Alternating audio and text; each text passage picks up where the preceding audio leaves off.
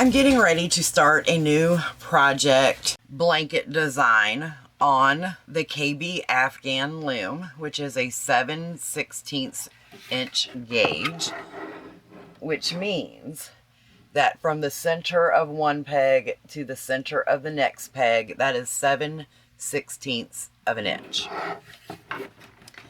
This is considered a small gauge loom, which is an equivalent to a 3.75 millimeter to a 5 millimeter knitting needle. Ideal yarns for this loom are sport weight, DK weight, and worsted weight.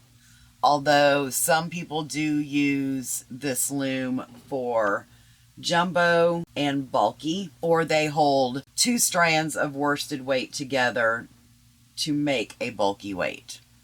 I prefer not to use bulky weight or jumbo weight on this loom. I feel it's too heavy and can break the pegs once the project gets larger. What I'm telling you today is just my opinion and what works best for me. Hey y'all, I'm Erica from the LopsidedCrafter.com.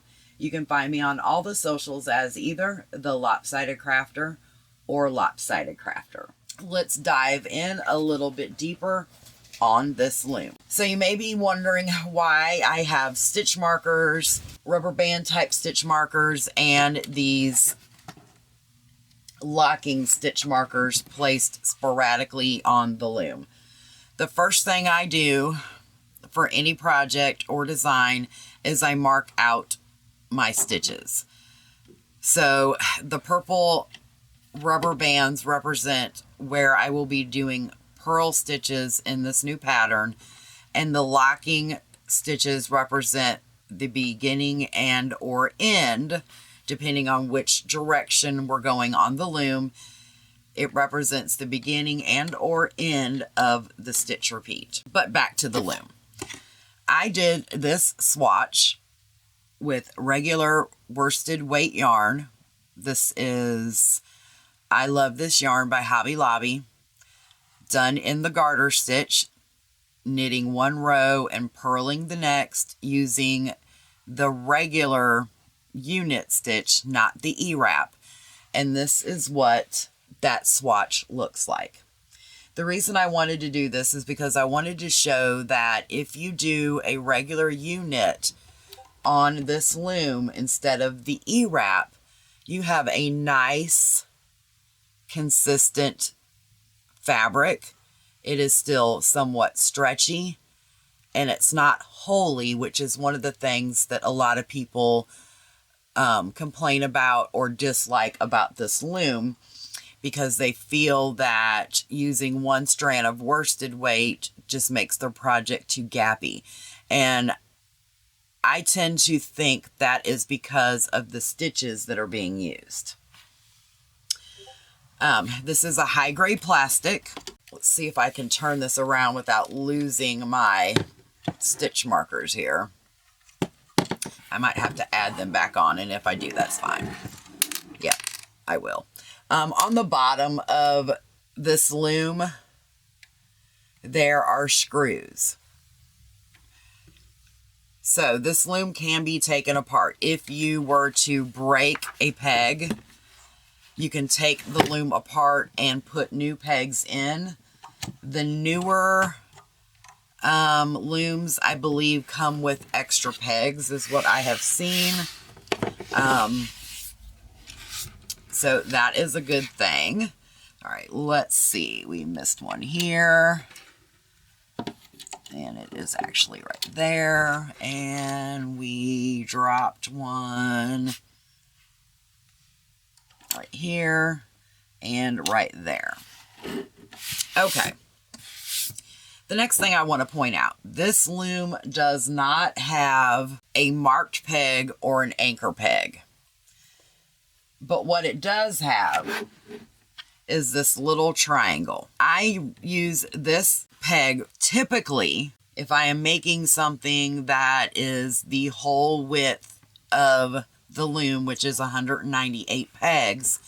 I would end on this peg.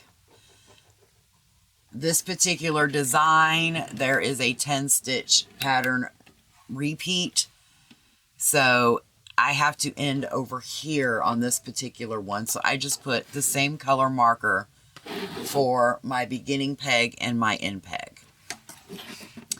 There are several different ways that you can cast on this loom. A lot of people do the E-wrap cast on, where you cast on doing the E-wraps and then you come back with another round of E-wraps and flip them off.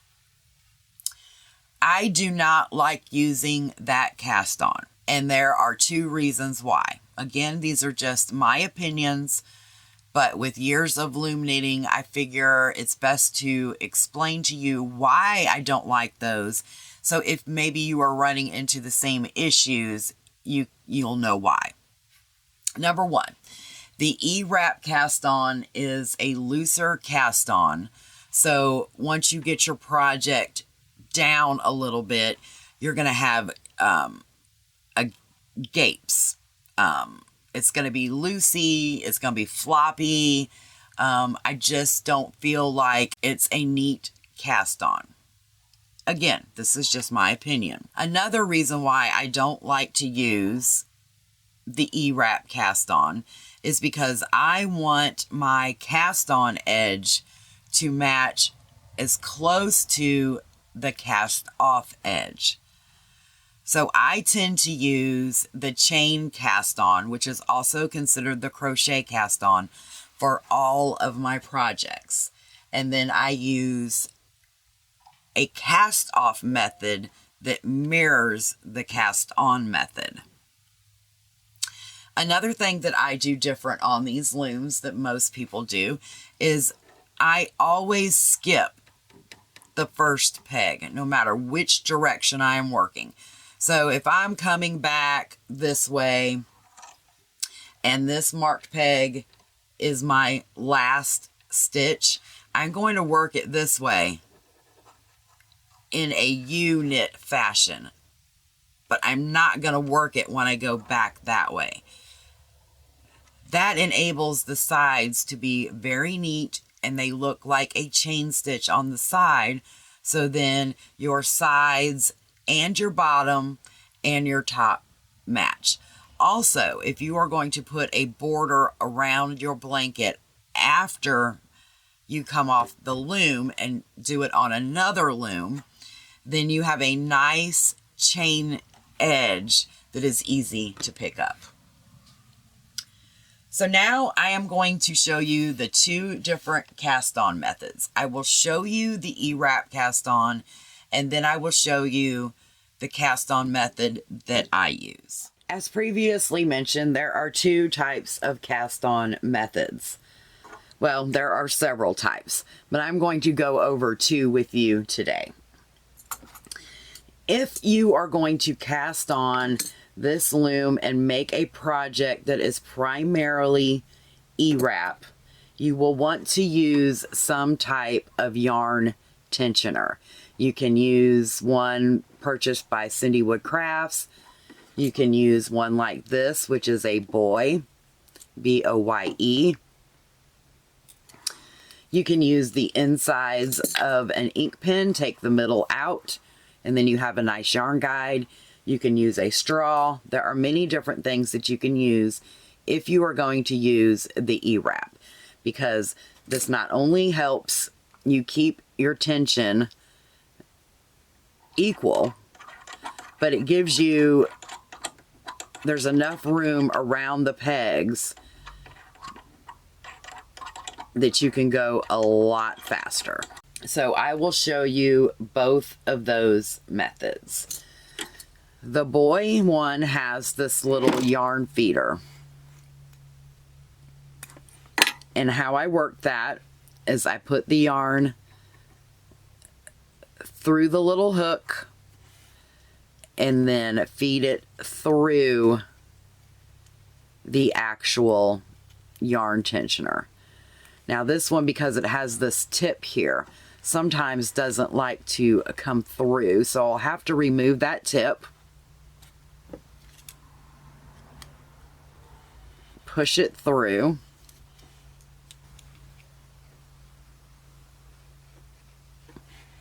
See, it's coming out the other side. So what I do then is take that tip, feed it through right there. When I push it back in, that little metal piece is still there. So then I just pull the yarn through. So if you are doing the E-wrap cast on, you'll start with a slip knot on your first peg, whatever your marked peg is. And then you're going to take your tail, put it on the inside. You may have to hold it down in the beginning to keep the tail where you need it to be. So the yarn is coming from the back. And what you want to do is wrap the peg from back to front. And it almost makes a cursive E. That is why it's called the E-wrap, because you are wrapping it in the form of an E. Now, to tell that you are wrapping it correctly, you will have one loop on the front. And what I mean by that is you can wrap it in the wrong way. So let's say we did it the other way. Let's say we went from front to back. If you go from front to back, and then front to back, and front to back, you can see that there are 2 loops on each peg. So if you see 2 loops on each peg and you're doing the E-wrap, you have gone the wrong direction. You just take it out and restart back to front, back to front, back to front. So I'm going to go ahead and wrap a couple of these and just show you how to cast on. All right, so, and that's another thing. If you let go of your tension, it will bounce off. All right, let's say we're just going to start with this many stitches. So when you get to your last one, you'll push those down, and then you are going to come around that one and you're going to wrap it again,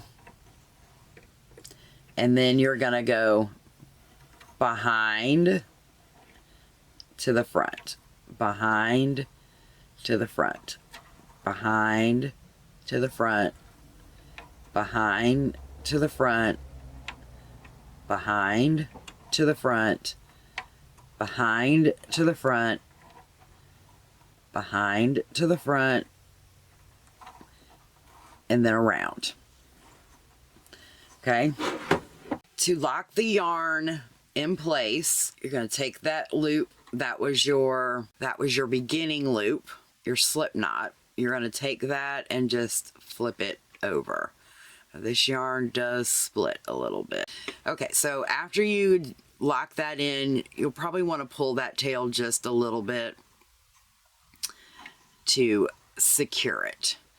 So from there, you just take your loops,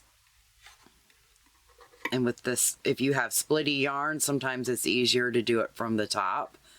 Just grab that loop and pull it over. I'm gonna grab the loop and pull it over. So this is essentially knitting off. If you see a pattern that says E-wrap and knit off, it means E-wrap it and then flip the loops over is knitting it off. Sometimes if you hold the loop from behind, you see how I'm moving that stitch? If you hold it from behind, sometimes you can hold it enough where it doesn't move to grab that stitch and then knit it off.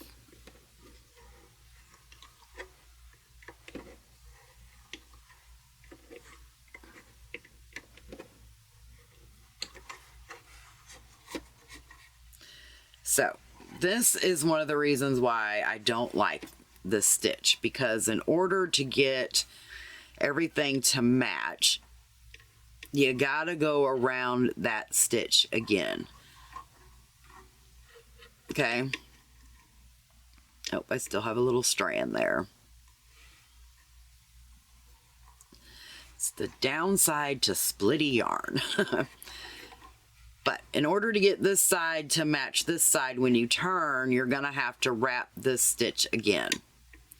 And then you go from your back to the front, back to the front, back to the front, back to the front. And that is how you do the E-wrap cast on. You would just keep going back and forth. Now I'm going to show you how to do the cast on that I do, like I said, for most every project that I use, because I feel the edge is nicer. As mentioned before, it's considered the chain cast on or the crochet cast on. Reason being is because you can use a crochet hook to do this same cast on, although I feel that the crochet hook makes it harder. One thing with this cast on, you want to start in the opposite direction that you want to work your first row.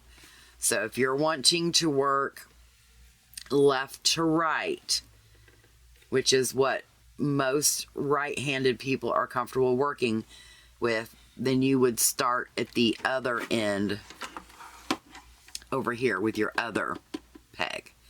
If you are left-handed and you are more comfortable working left to right, then you would want to start over here, because this would be your last peg and this would be your first peg.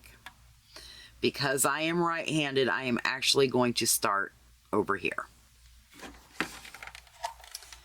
And we are going to cast this on together. Now, there's not a lot of room here in this little area to get the whole loom on in the video with an angle that you can see what I am doing. So we are going to do the best we can here, and hopefully I can do this and not have my arms too far in the way.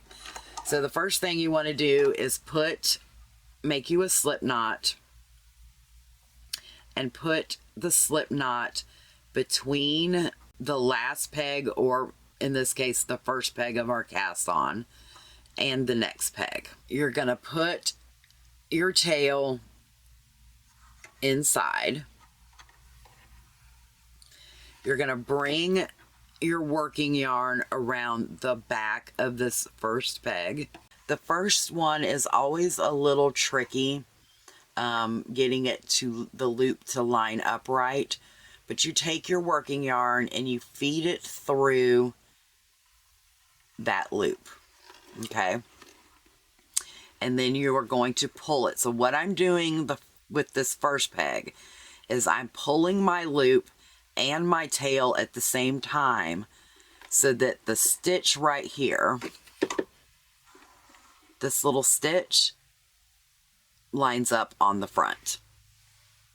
Then you're going to take that loop and go behind the next peg. Take your working yarn, feed it through, and pull it. Now, each time your loop is going to get a little bit bigger, so just, kind of bear with that. And this does take a little bit longer to cast on, but I feel like I said, it gives such a nicer quality to your project. So let's move this around. That loop goes behind that peg. feed the working yarn through and pull.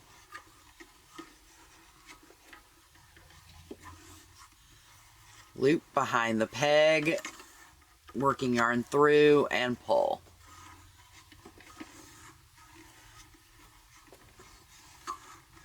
And that is pretty much how you do the chain cast on for this loom.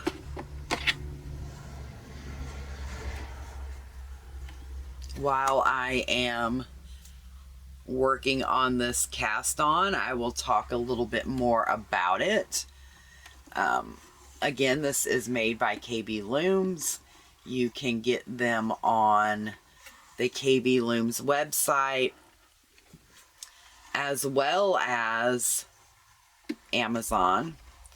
I believe they are currently out of stock on KB Looms. I do not know about Amazon. Again, this is the 7/16 gauge loom. Other options on the market, and I will have another video in the future about those specific looms. Cindy Wood Crafts has several that are 7/16 and are also in this shape of an S. These looms have several different names. Some call them infinity looms because of the constant, wrap around the pegs, that kind of thing. Others have marketed them as serenity looms. Some Afghan looms. They are all pretty much the same loom. It just depends on how the manufacturer wants to market it. The ones that come from Cindy Wood, you can also get a slider peg. Let's see if I have one here. And this isn't one specific for this loom, but you can get a slider peg that you can put, let me come over here so you can see that. You can put the slider peg in, say you want to make, you have only the S loom, and you want to make a cowl or a tube scarf or something like that, and you only want it to be half of your loom. Say from here to here. That's what that slider peg would be for. I do not think that KB Looms has one currently for this loom.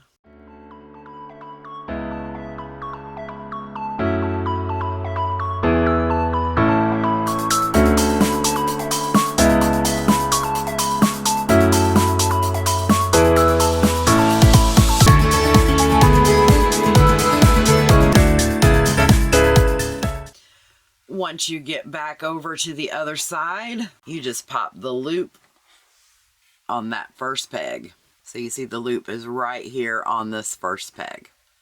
And that's all you got to do. Now the yarn is set up for you to work in the correct direction. As I said, I am right-handed, so I am more comfortable working right to left. Now, granted, I'm going to be working both directions, but I'm more comfortable starting in this direction. So now the yarn is set up for me to work the first round of my project. But let's explore this cast on a little more and why I like it so much. The inside of those pegs almost looks like a chain. Do you see how this looks like a chain stitch? So it looks like you have two loops on the back of each peg. If you know anything about crocheting, basically what you have done for your cast on here is that you have created your chain. So, like you have your V's on one side, and then you have your little bumps on the back. That is exactly what you have done on this loom. So it leaves you a very nice edge. And that is one of the main reasons why I like this cast on. So if you have any questions, please don't hesitate to reach out. If you don't mind, please consider leaving a comment below. It does help these videos get out to other people. And please consider hitting that like and subscribe button if you are new. And if you are returning, hi. Please say hello below. I like to talk to all my followers, and I really enjoy commenting and replying and carrying on a conversation. So, until next time, happy loom knitting. Bye.